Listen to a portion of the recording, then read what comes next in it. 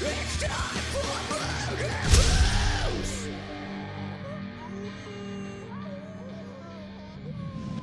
Yeah, yeah, yeah, yeah, yeah. Jazzercise, Josh. Oh, Jazzercise. I'm standing now. Whoa, just wait for it, Rod. You're gonna fucking hate me. Woo!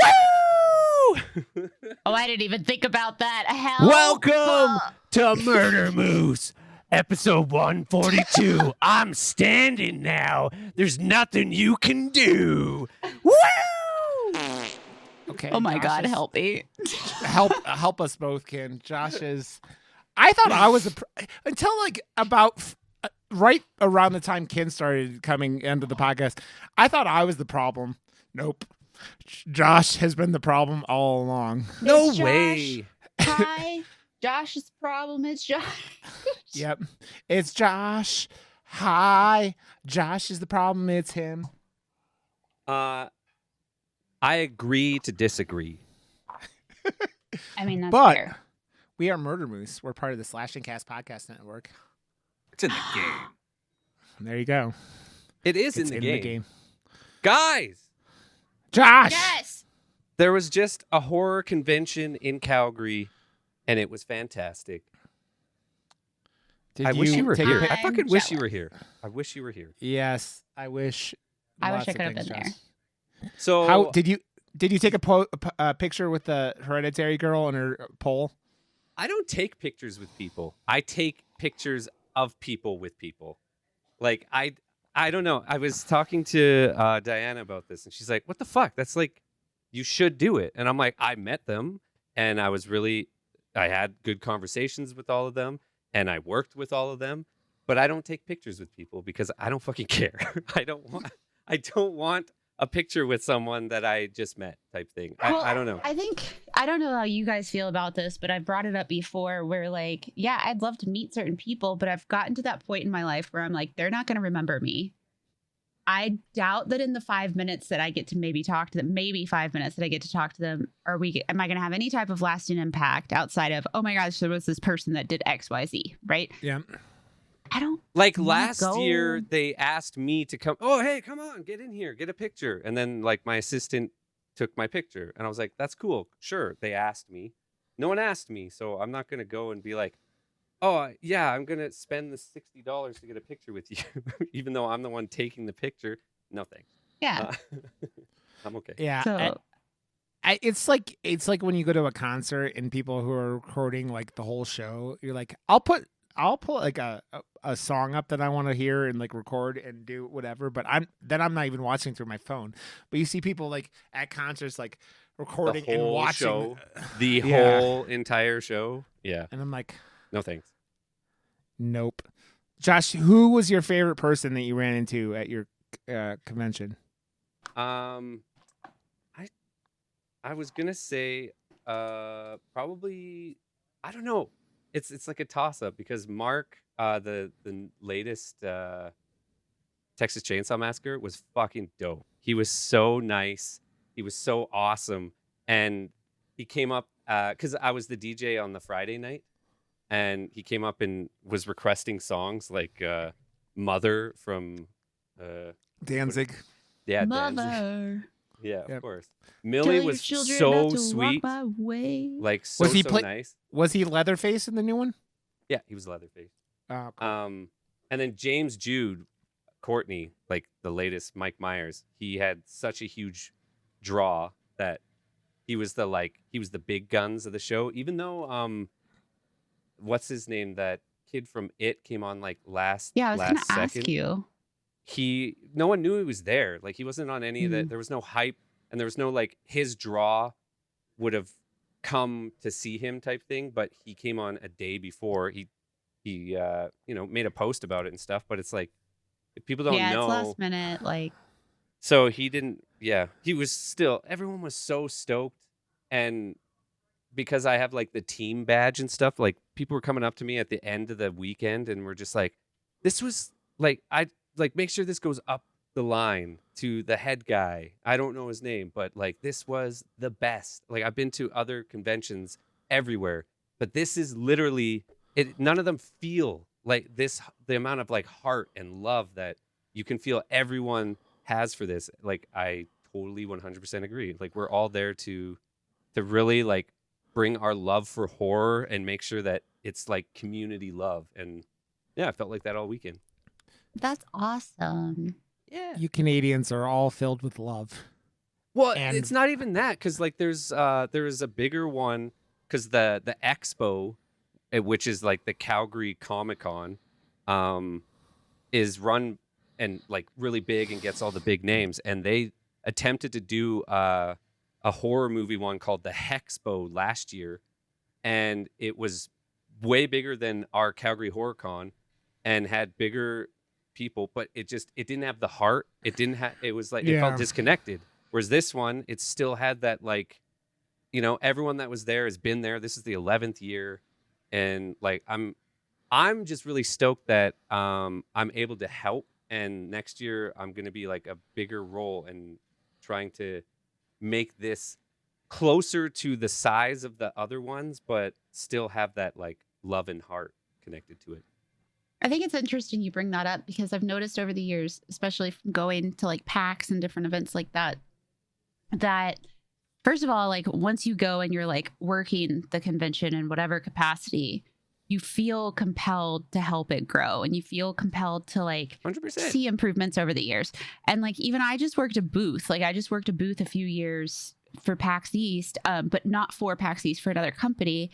But like, even I was like, man, I really hope that next year it does better. And maybe I want to get involved with like, you know, different elements of the con itself. And then I've got friends who start out by just volunteering, and then they stay with them, and then it's their full-time thing. Like, same thing with like MomoCon and stuff like that. So I think that it's really neat. And I hope that people appreciate the fact that you're wanting to pour so much of your heart and soul into this, because not only does it influence that particular convention, but it does set a precedent for future conventions. And so your passion and stuff can really drive that. So, Well, because good job. I can level up the creative direction and stuff. Yeah. So now I'm on as creative director next year to like really bring some solid consistency across the board and really like raise people's expectations as well, and have it maybe even like open the eyes of other people that wouldn't normally want to go to a con just because it looks. So what you need to do, Josh, is to get Psycho Gorman at the next con. I would fuck. And So I had this couple come up to me, and they're like, "Oh, they're like going to get who did they get? Oh, they got a photo op with Courtney or Catherine I can't even say her name, from Terrifier," and they're like, "Oh shit." Going through my poster book, they're like, "Wait a second, Psycho Gorman?" And I was like, "Huh?" I like run over. I'm like, "Holy shit. Did you just say Psycho Gorman?" They're like, "Oh my God, Hunky Boys for Life." I was like, "Yes!" And then they bought that and all the other ones in that kind of vein, like the Mandy one. I was like, "You two are honestly the coolest people at this con." Mostly just because Psycho Gorman. And then I told them the story about Kin. Now we have other people probably listening to the podcast, because Kintinue doesn't want to fucking watch Psycho Gorman. See, now I'm at the point where I'm like, man, I actually really want to watch, but I'm going to stay on this hill for at least a little bit longer. All right. I'm not going to die on this hill. But you I'm can't- staying on this hill. Josh is the pot calling the kettle black. I'm going to whittle this hill down Yeah. and chisel it down until it's relatively flat. Then I'll do it. But for now, I'm going to stand perfectly fine on this hill. Josh, the man who has said he's never watching Bob's Burgers because too many people have told him to watch Bob's Burgers, and is giving Fuck Kin those shit. Oh, wait, no, that was you, Rod. Well, actually, fuck you too, Rod, but I love you I mean, at the same time. Man, I miss. Okay, so like I'm loving being on the front page, but man, do I miss being able to go "fuck you, Rod" every time he comes in, because you can't swear on the fucking front page. And now I catch myself censoring myself in like real life, and now community members are starting to be like, "Hey." Yeah, but Rod When are we understands done when we being say PG-13? "fuck you, Rod," he means Oh no, I know. we love him. So Yeah, it's no, just- exactly. it is what it is. well, Oh, I was more- listening to, I'm totally going to run over you for a second. I was listening to Two Bears, One podcast, and they were talking about how they have, the relationship if they can be like, hey, you're a fat fuck, or, fuck you, dude, your mom's a hoe, or whatever. Yeah. And they were like, but the problem that they run into is then they're out in public and somebody will be like, yo, fat fuck. And they're like, wait, what the hell? I don't know you. Like, what is going on? Yeah. So they're I was saying just that it's thinking about that. okay, but then it's only okay. But they don't realize that when you're on something like this, it is public. So Yeah. even though it's just the three of us and it feels like we're just like palling around, but we're actually putting it out there too. So shit. Sorry, Rod. I mean, No, but still, fuck you, Rod.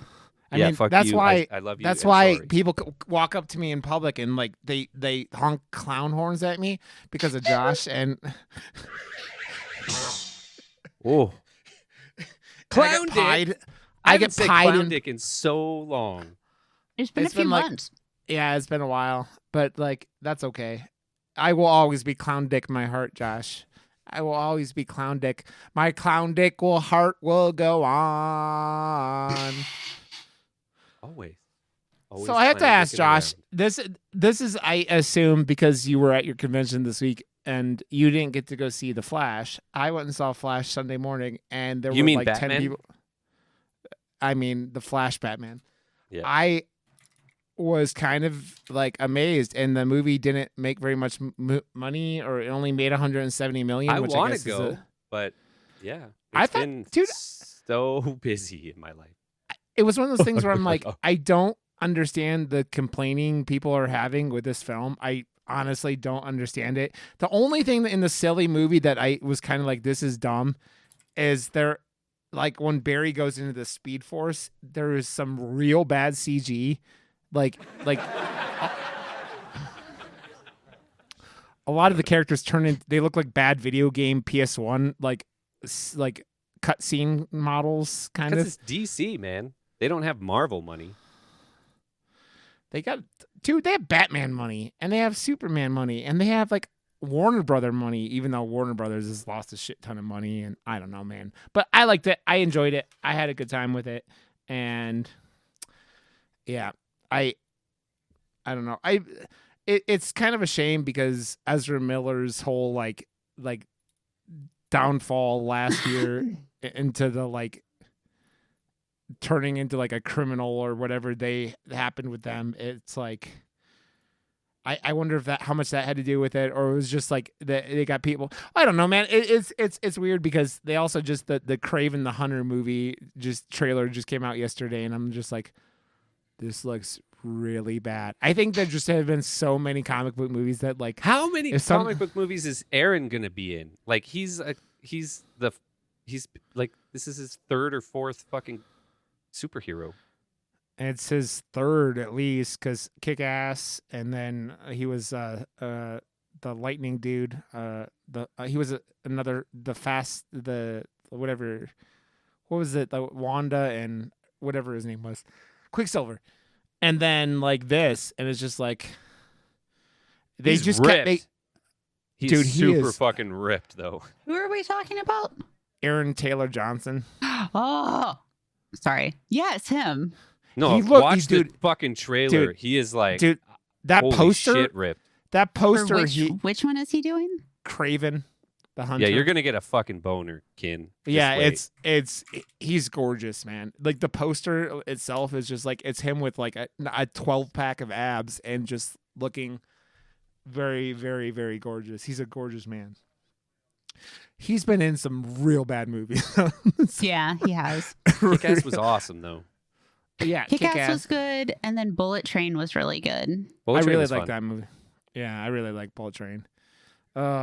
He's a good actor. He did that stupid not Martin Scorsese. Yeah, it was a Martin. Whoever he did the movie that was him and like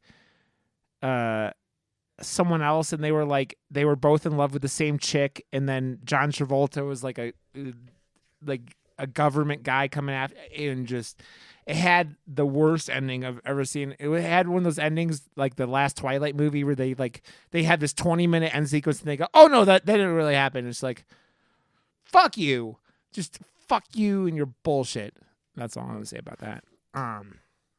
But yes.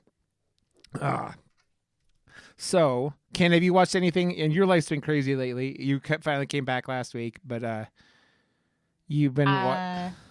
I watched the first 3 of the new Black Mirror episodes. Beyond the Sea is like my favorite one I think they've ever done.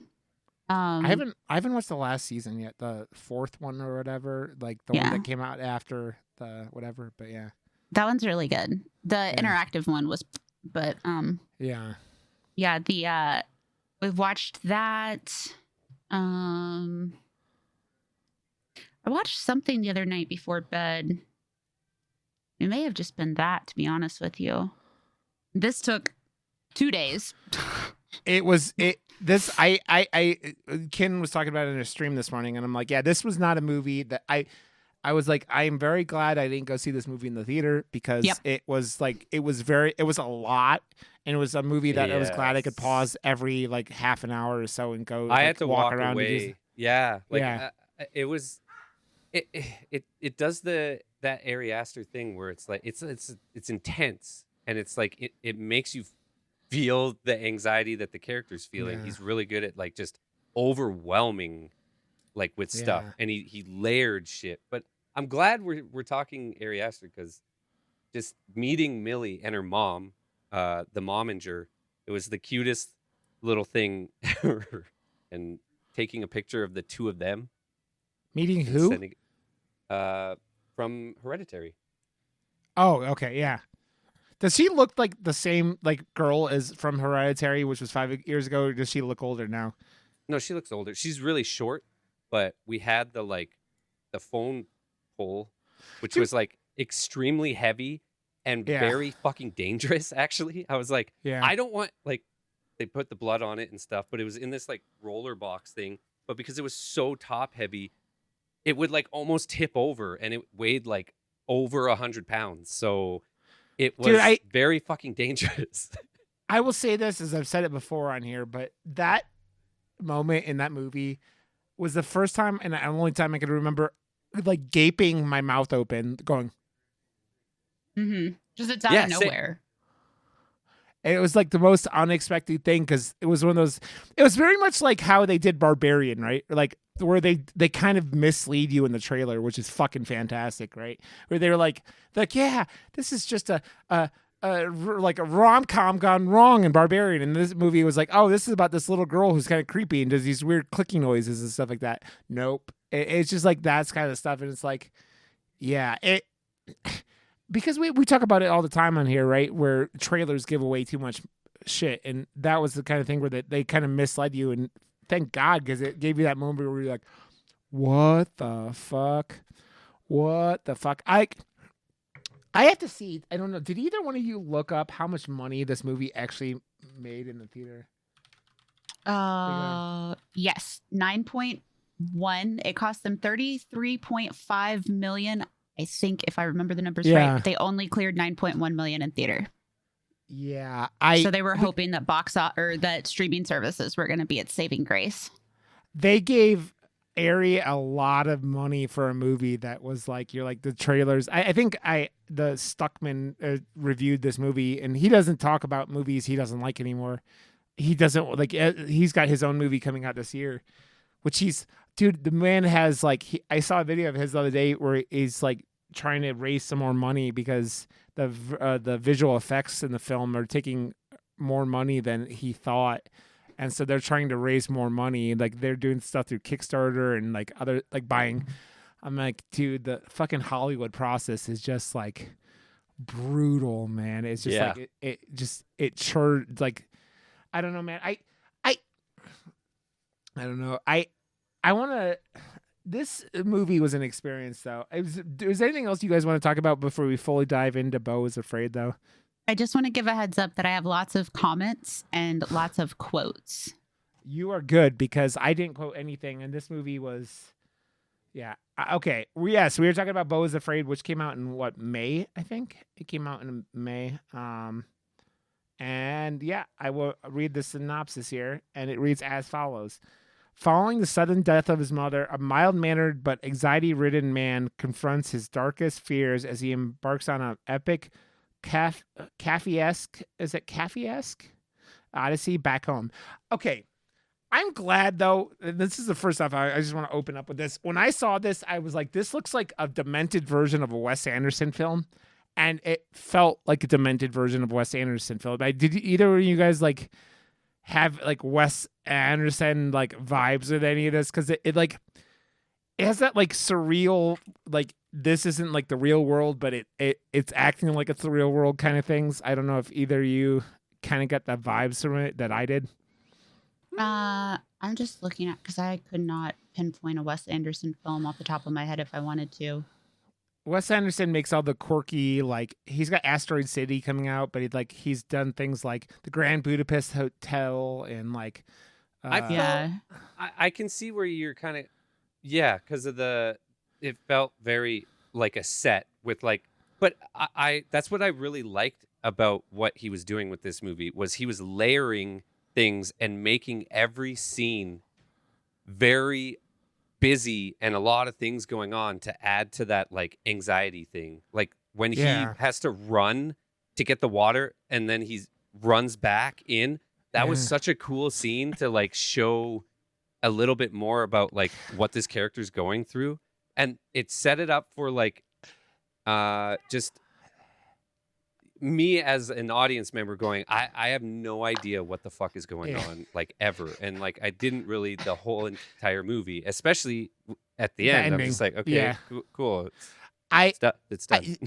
Was I the only one who wondered if Joaquin Phoenix had to wear testicle prosthetics or that was just CG? It's so funny you bring up testicles because I have a quote, not about his testicles, but about Astor's films. Astor's tragedies are so overripe purple that they're like testicles descended set to pop. And that is a specific Beau gag I'll leave you to discover on your own. So yes, it does tie together. Yeah, but you don't want your balls to tie together, so. No, but it's kind of amazing though that this movie is so wild that at a certain point it's basically said that his dad is a giant penis monster. Yeah, and so I was looking into that too because I was really confused about that, and I was trying really hard to like wrap my head around that. And it was interesting because it wasn't Colander, I want to say it was in Vulture, they were talking about that it could be a metaphor for his father being an actual dick, just like an absolute dickhead. But there's that whole concept of him being like locked away, and it was very interesting. I don't know. What did you guys think? I kind of thought that like because of everything that is like that. I don't know for sure. Is Ari Aster Jewish? Because it's like that whole like protective mother thing. I think so. His mom is supposed to be Jewish because she is supposed to be buried the day after she's.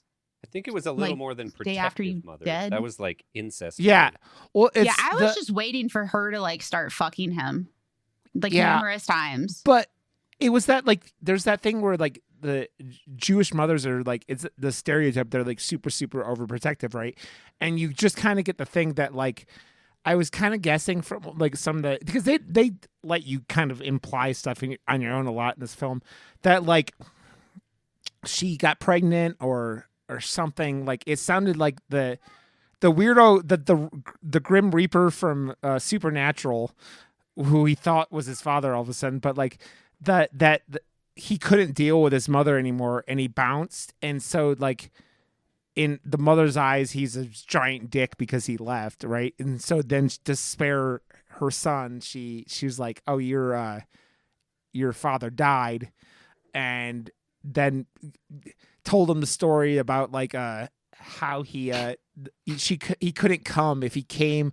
So that conversation was so fucking awkward too, where she's like explaining to him as a young child, oh yes, and the scene in the play where they're just like having this conversation and she's like, and then they had children because they had sex, and you're just like, wait, what? Like I was listening, but what?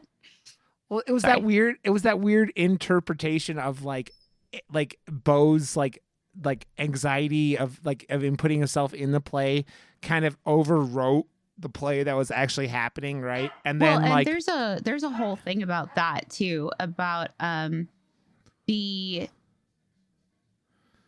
let's see. So you know what? Go ahead. I'll find the actual quote for Yeah. it. Sorry.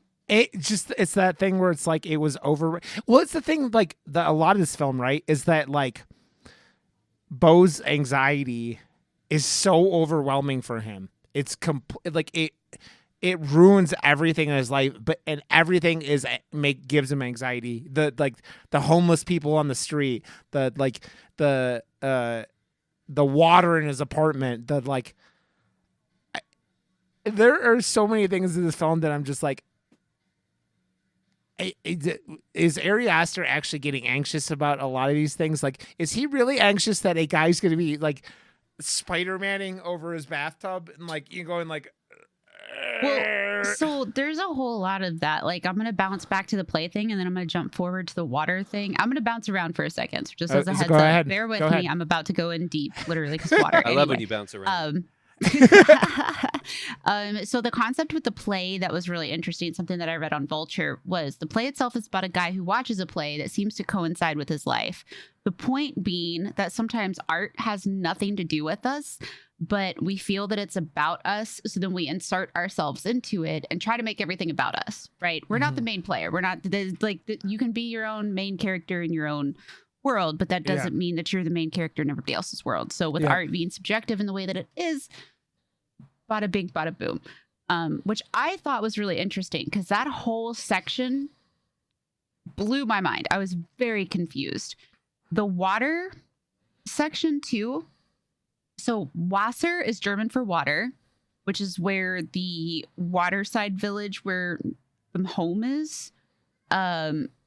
So then it's interesting you brought up water. Water is found throughout the entire thing.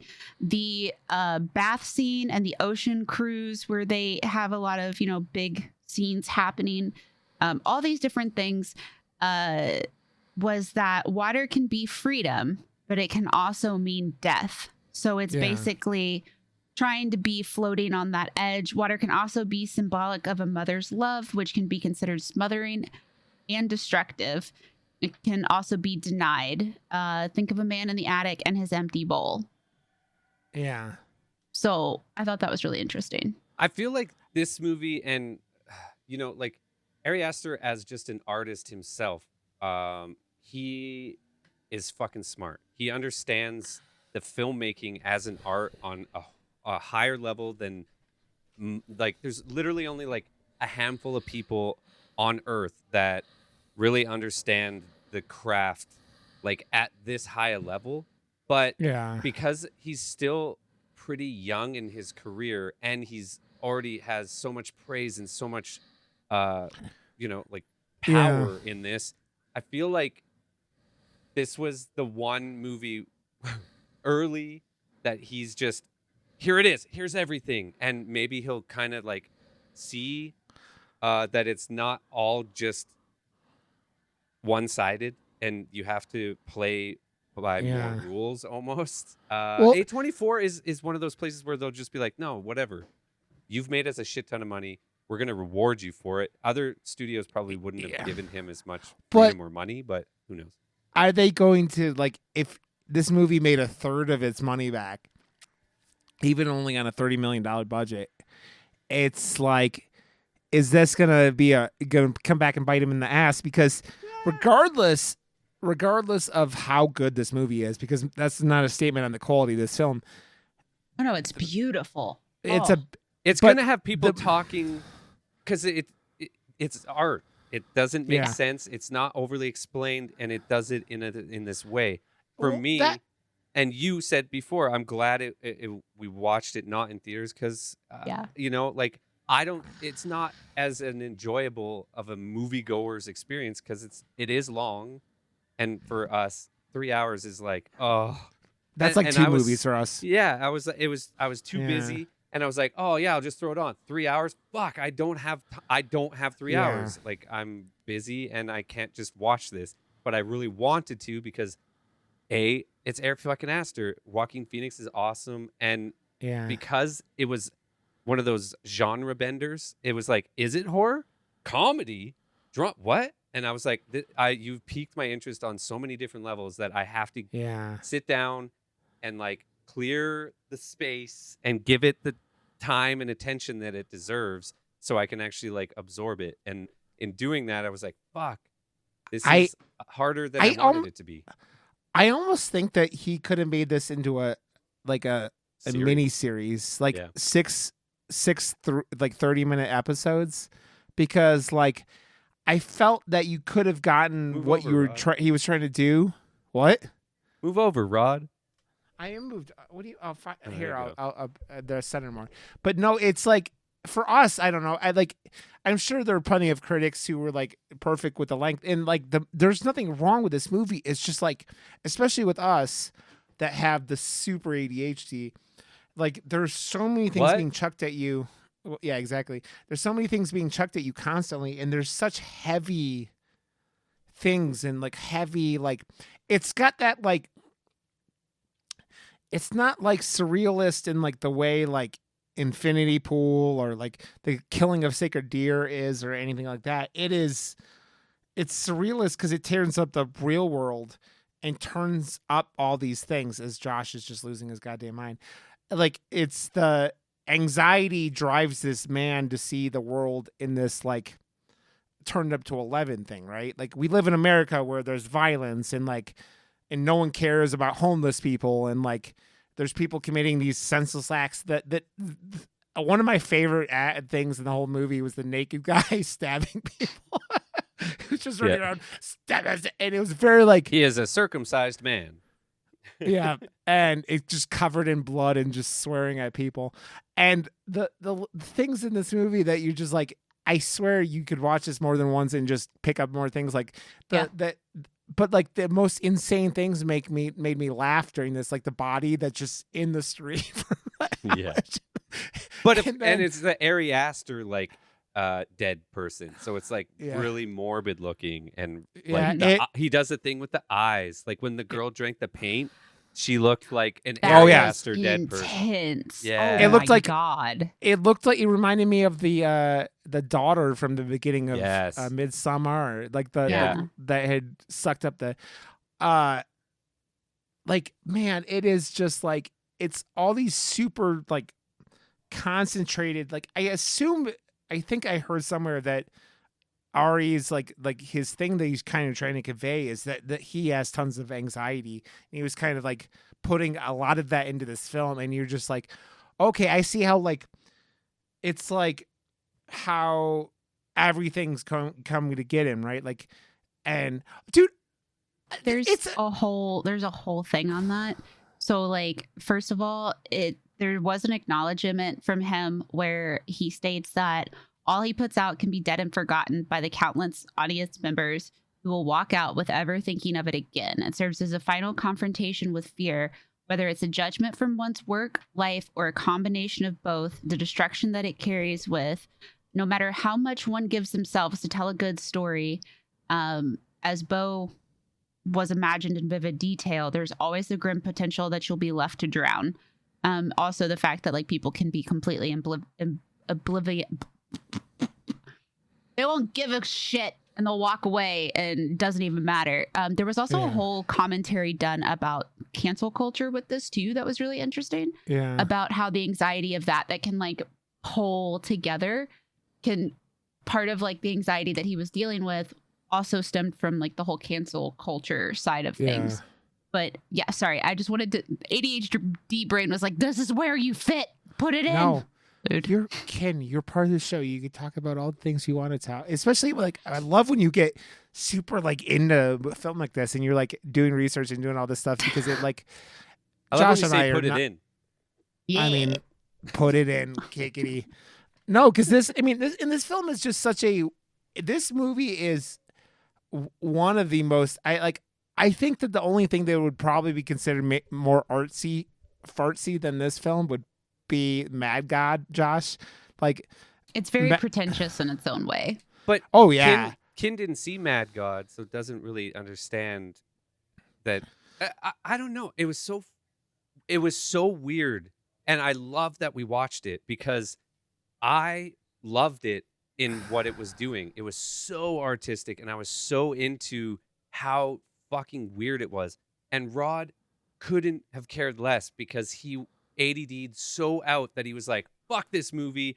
It doesn't have any dialogue. It lost me. And I was like, what? And I was so confused because I was like, we did not watch the same movie. It was like, it was art the entire time. because Josh, you are a visual, like you're a visual person, right? You're like a graphic designer. You do all that stuff. The visuals could be super cool and super, but like without something, it's the same thing where like I've told Kin all the time, like she'll play video games on her stream that I can't play because they're not dragging like a carrot along where I'm like following it and like, oh, by the way, if you want to see a real horror thing, go watch Kin's replay of her stream this morning and the house she made, because the nightmare fuel of that kitchen alone. I will one day have a kitchen like that. I'm like,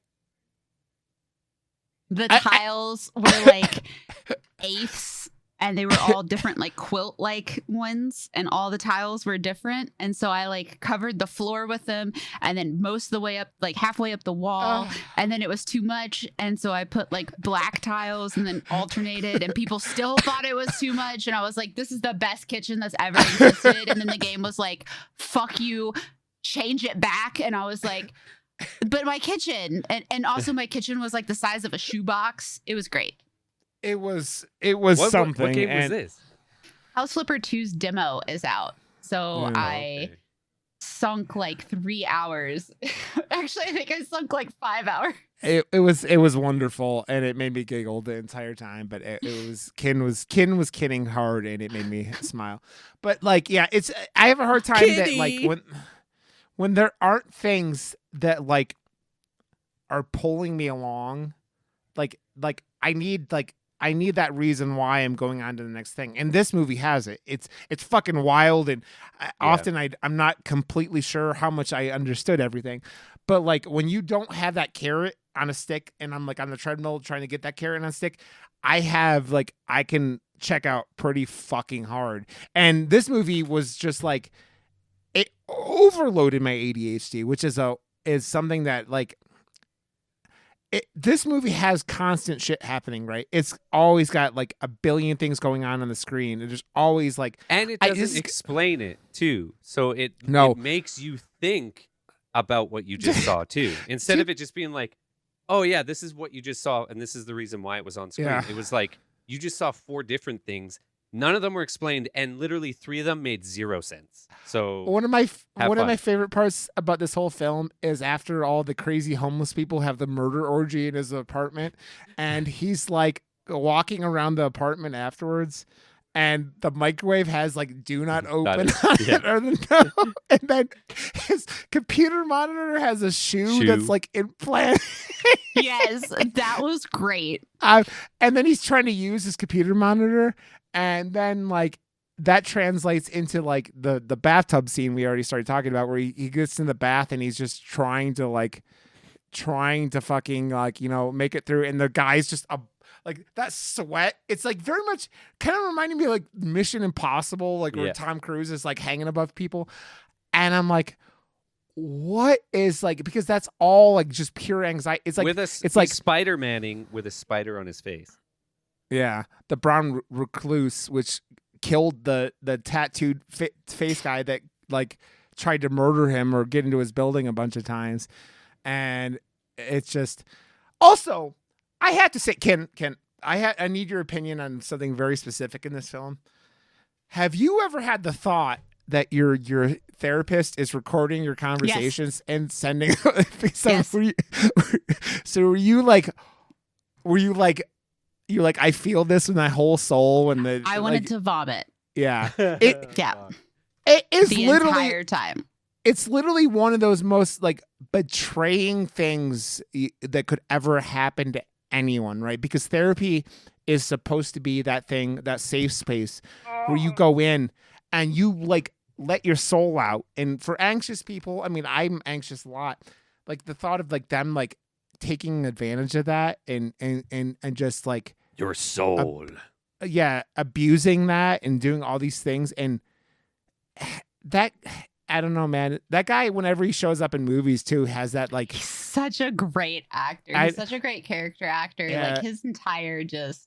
he's like an albino black guy, basically. He's got that real like he probably got that skin condition, but like he's got that warm and like he seems like the friendliest, nicest guy in the world. And like you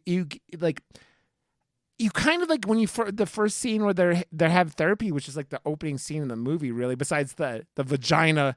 That was what, by the way, as that was on, I was knew watching, exactly what was happening. I was like, that. I thought it was happening and then I go, that's the vagina hole. And it was the vagina hole because that was the opening of the movie and whatnot. But you sitting there and you go, this guy's a saint because he's sitting there dealing with Beau's incredible levels of like, this guy is as neurotic as they come from like just trailers and whatnot, right? And what he like, and he then it turns out that this guy is the biggest scumbag in the entire movie besides maybe the mother. Oh, I have to say though, I was kind of proud when the doctor guy was on the phone with him, his like mother's assistant. I'm like, oh, that's that chubby motherfucker from Spin City. And it was the chubby motherfucker from Spin City. And he's been in a lot of things, and he's got that real distinct. He was really voice. good though. Like I really liked his character because he was playing like it's so like deadpan because he was so like genuinely sounding nice, but he really wasn't. And it's so way it's creepier condescending.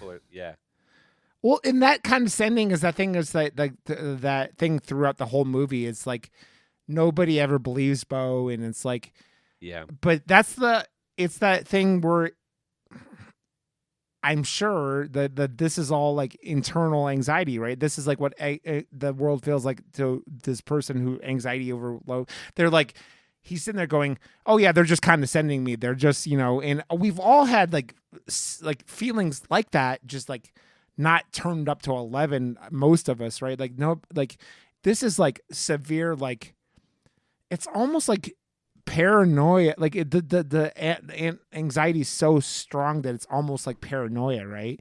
It's like it's a form of like being so neurotic that you just. I related on so many levels. Like as soon as he started doing certain things, I was like, well, yeah, I could see that. Like, yep, crank that up to 11. And the whole time too, I was watching it, I was like, okay, there is so much anxiety in here. I just want to know what the fuck is going on because I'm starting to get frustrated. Like, put me in an anxiety ride for a movie, fine. 3 hours, I just don't give a fuck. Tell me what's going on. And then you don't find out the reality, even though it is his own reality. So, but it is like we've talked about numerous times. It's a false narrative. Like you can't trust the narrator. So but I think what that's is really why happening? I actually really enjoyed the ending of this because it stays true to we are seeing it through Beau's eyes, and that's it. So the fact that this is how he saw it end as the ending of the movie, I don't think it could have ended any other way because we're not going in and out of like perceptions. It's only his perception is what we're seeing. So it makes sense that it had to end. Oh yeah. I think that more I'm just like, I was kind of curious of what actually happened to his boat. And the like, oh, the concepts behind that are beautiful. Are they? You got to go into this in a second. Like that and the mother and like how dude, I think one of my like the most like oh he finally snapped is when he starts strangling his evil mother. You're just like, oh, Beau is completely lost. It's that like everything is just like it's so interesting to see this like incredible filmmaker like Ari Aster who's made these two films that like the horror community and like not even the horror community, like critics and all this stuff just embraced both of his films, right? Even though like Midsommar has issues, like I think Midsummer might be my least favorite of his 3 films because I think Beau is like up there right under Hereditary and just like being such a fucking wild ride, right? But like, Yeah. it's this man made a movie. It kind of, you know, who kind of reminds me of Josh, just way earlier in his career, like James Wan and like doing like he made Malignant. And guess what? I give 0 fucks, right? Malignant is one of those most wild fucking movies ever. And he just made this movie and he was like, it was like how it just made me feel like the Ari is just like, this is how he sees the world. Like, he's like, it's just like, everything's coming to get me. Everything, like he's got I don't know if he has an overbearing mother or like that, but it just, this entire film, even though it wasn't him, it feels so personal, right? It feels so like, it's like 3 hours of him just like, spitting his fucking how he views the world onto the screen. I love all the jump cuts showing time jumps and stuff. Like it was a very effective way to show that, you know, anxiety is debilitating, where it will just make you like be in a prison stuck in time. Yeah.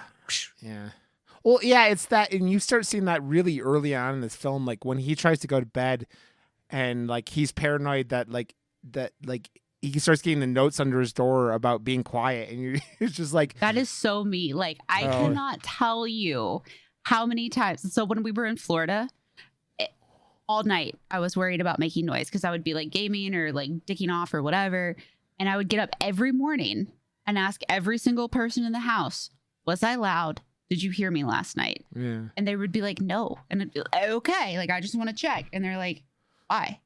I mean, like, I don't know. Like maybe I was making noise. I don't know.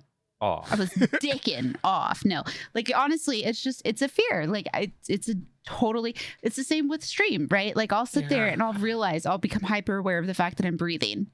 And then I'm like, oh my God, is my mic picking up my breathing? And then I'll get to the point where I'm like holding my breath.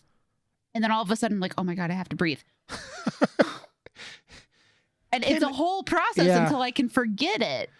I mean, it's one of those things where like, it's why like I see you like you apologize a lot. It's like, because you don't ever want to, you care so much about how you affect other people, right? And that's the same kind of stuff right now. You're talking about how you want, and it's kind of like, it's the same kind of thing where it's like Beau kind of amplifies what his things mean to the rest of the world, right? It's like you talked about earlier about the you're the main character of your own story, right? But you're not the main character of everyone else's story. And it's that thing where like sometimes I wonder, Ken, if you think you're a side character in your own story. Oh my God, you have to watch the new season of Black Mirror and watch the first episode, because I don't want to be the main character in everyone's story. No, I don't want to be the main character in my story. I was about to say, I was like, but you have I wish to I be knew was what you were saying, but I don't even want to be my main character. You guys can have it. I'll just sit off to the side. Oh, fuck, man. It's so like, it felt like it did feel like it's funny because after I watched it, I messaged Classy Katie. I'm like, I want you to watch this movie, because like I also feel like the group of people that like that this movie would like nail home with, like that would relate, are people that have had fucked up relationships with their mothers, because that's like such a Mother. Tell your children not to walk my way. But it's such a reoccurring thing of Dude, like seeing fucking Leatherface turn around. Yeah, thanks, Josh. Woo! I'm like, yeah.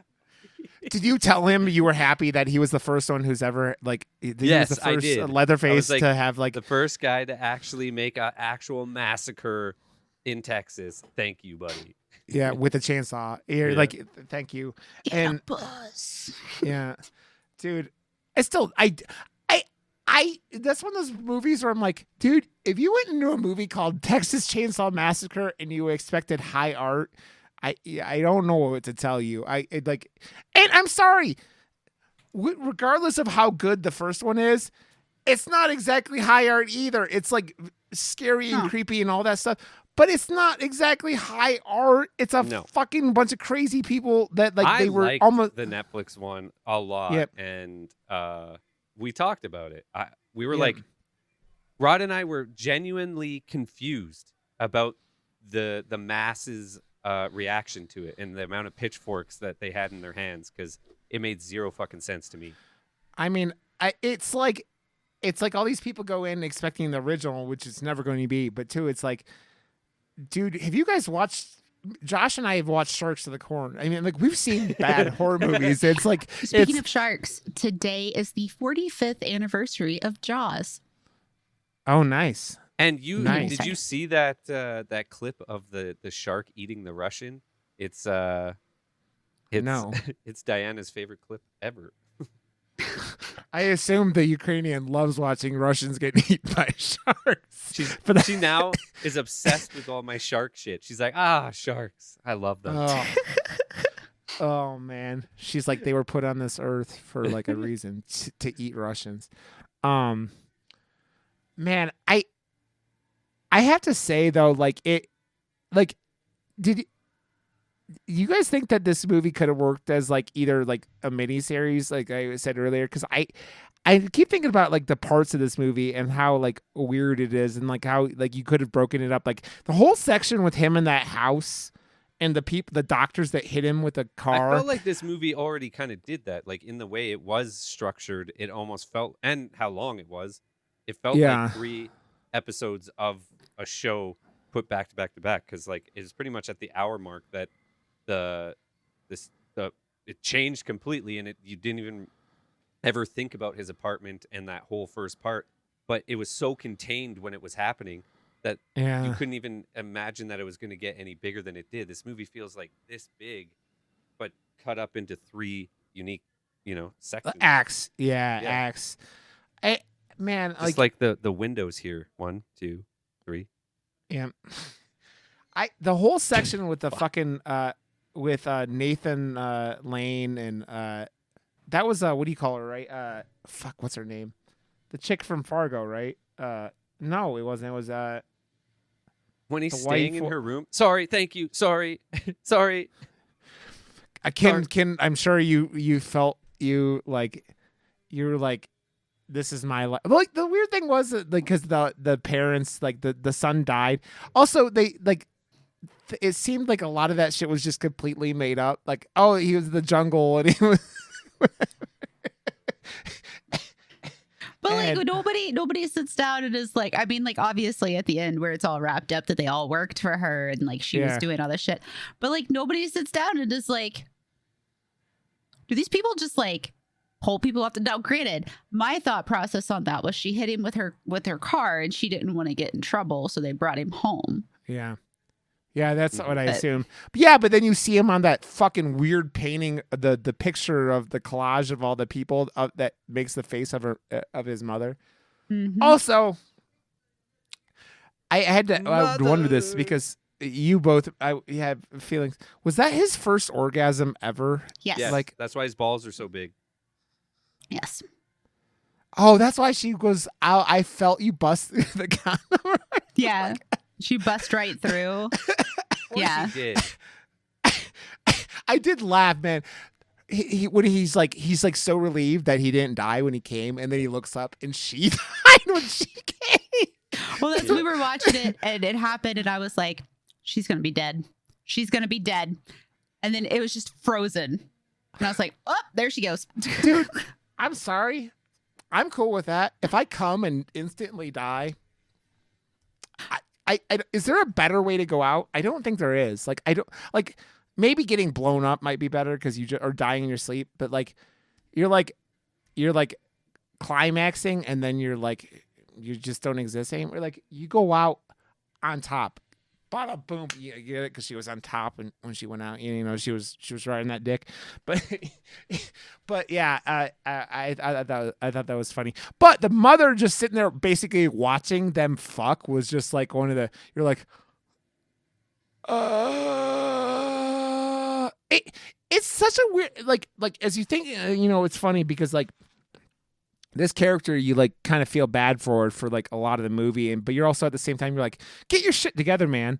But then you realize that his mother is like a complete fucking psychopath, right? Like the whole like she paid her nanny's like family a large sum of money to let her drop a chandelier on her head to fake her death so that her son would show up, and like you're like he said in the doctor's office early in the movie that he'd been back like what 3 or 4 months ago, it sounded like. So this mother is so like overbearing because we know how you have your mother is your mother. Does she ever give you guilt trips about like not seeing her enough? Mother. I just dealt with a mother who got mad at me because I told her my life was complicated and fucked up right now.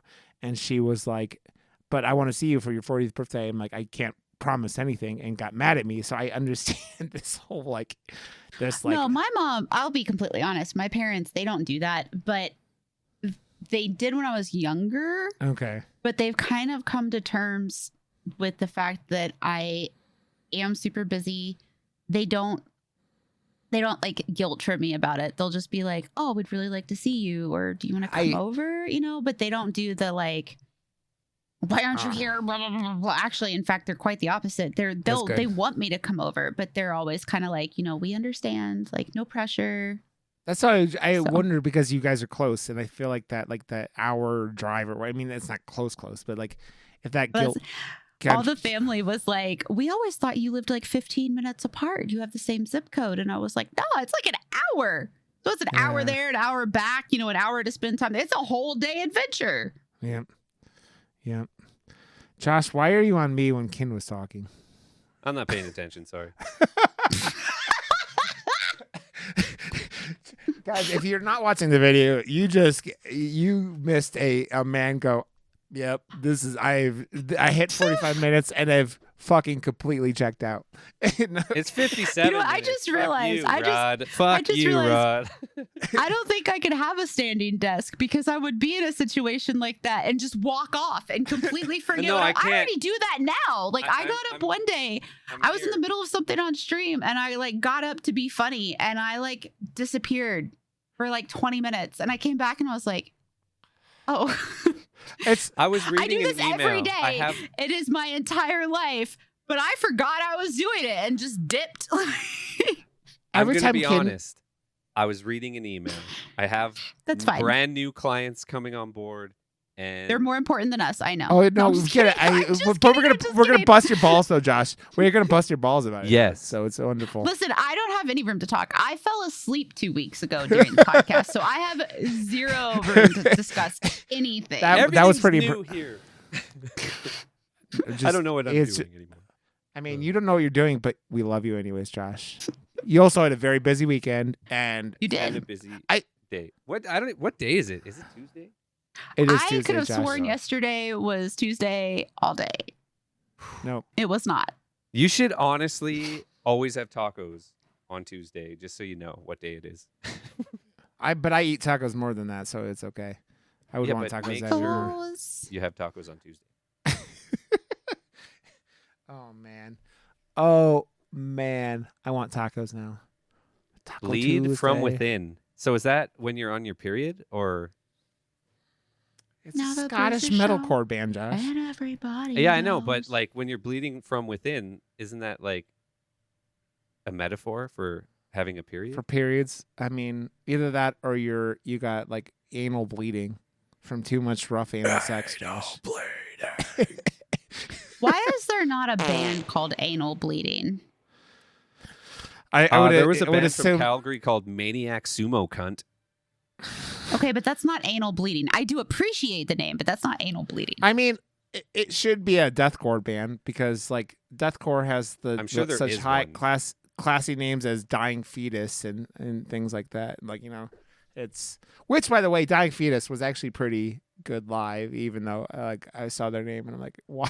They opened up from the Black Dahlia murder before their lead singer killed himself. The Black last week. Dahlia murder is the reason why Rod and I are best friends. Yeah, it is. It is. The They are wonderful. reason to start over new. My buddy Also- came to the HorrorCon with his 1-year-old son wearing a Black Dahlia murder shirt. That's Like amazing. a little Also- tiny baby-sized Black Dahlia murder shirt. I was like, that is the fucking best. Oh my God. Once Josh- my cousin and his girlfriend start having babies, that's all that child's gonna be wearing. Like just goth metal, hardcore Yeah. screamo. Like I'm getting them as many great Grim Reaper. Oh my God. Like, the twisted, like as twisted as I can get away with. I'm Speaking doing of it emo, because when they'll I was put her in there. when I was doing the DJ thing, I was like, okay, you got to like look at the crowd and see the reactions to what you're playing and stuff. But there's like this band that plays, like they were the headlining band. They do like full skull paint and whatever on their face and stuff. But they're like kind of emo punky type sound or whatever. And their fans are just like straight up like high school emo girls. And I was like, Uh-huh. oh shit, these are like real. I haven't seen like overly emo crowd in a long time, and I was like, oh, I know exactly what to play. What did I play? The Black Parade. What? The Black Parade. Yes, when I did. I was a young boy. And oh my God, they were like screaming and losing their minds. I was like, all right, I called that one. Okay, That's Josh- so at every like gaming event I've ever been to, every TwitchCon, whatever, the parties always play like EDM or rap.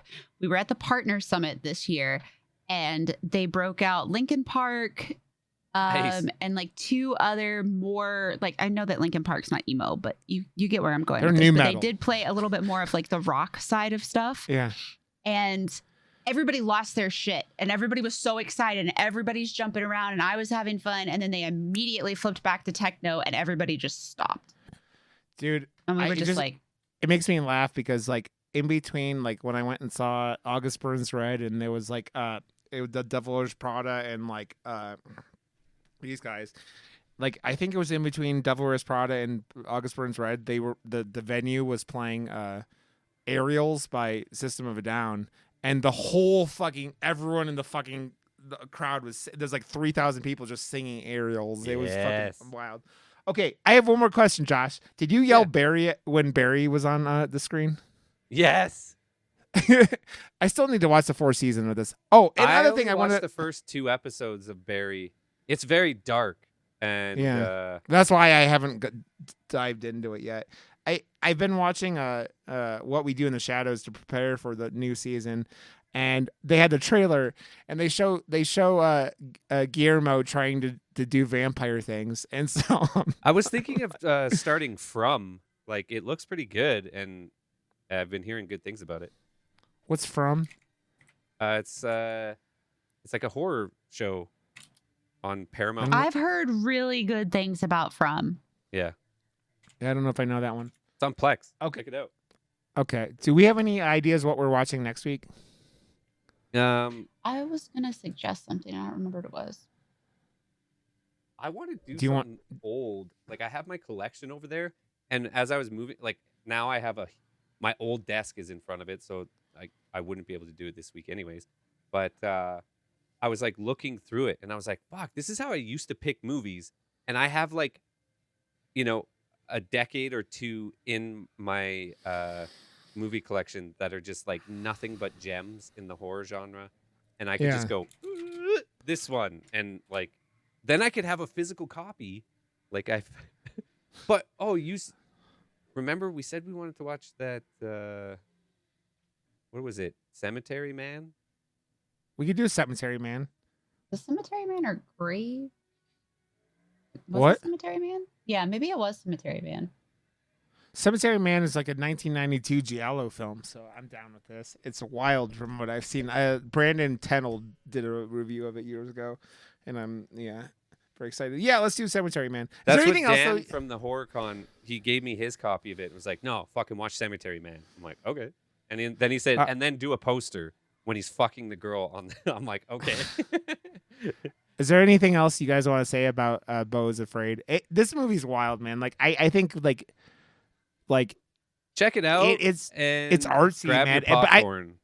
It's And long. be prepared for an acid tripped vibe the whole time. yeah, What it's it reminded me of in different parts is back in the day there was an amusement park that Hard Rock Cafe opened, and it was Hard Rock Park. And one of the rides, I'll use rides in quotes because it was a walkthrough, was called The Trip. And it was created to make you feel like you had just dropped acid. I have not dropped acid, but I can only assume that's what it was, and I hated it, but at the same time, it was really interesting. That's what this felt like in certain parts. I felt like I was on the trip. That's kind of what like Meow Wolf is kind of like that. It's so that I want to go to Meow Wolf so bad. Well, These are come my visit. Hard Rock Honolulu sticks. My mom was she anywhere she went, she would go to a Hard Rock Cafe and get me a pair of drumsticks from Hard Rock Cafe. Aw. So I have like We have one in town. they still I haven't been to exist? one in Yeah. years. In years. I We think the have last one- time I remember was like when I was like 22 when I went to Washington D.C. We There's used to have right one in next door to Calgary. where HT works. Uh, And then there was one Next- in Banff, and now I don't think there's any in Canada anymore. okay. Okay. Well, we will do Cemetery Man next week. Is there anything else you guys want to talk about before we get out of here? I fucking love your faces. That's it. I love Love- your face.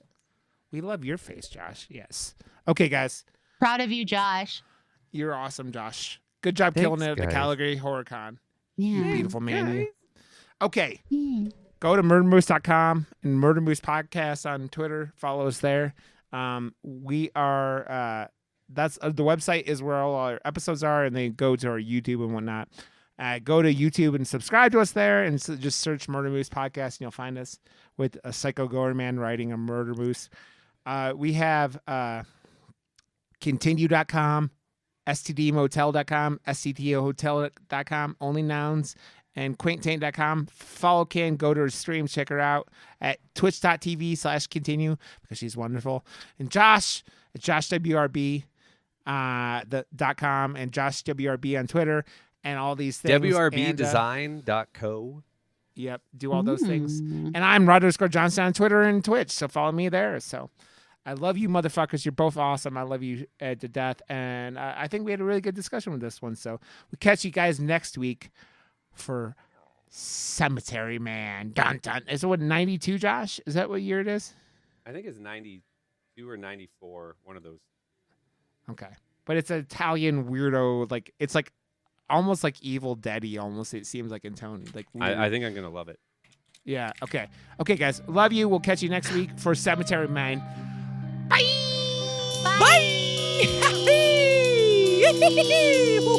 Oh, It's in the game.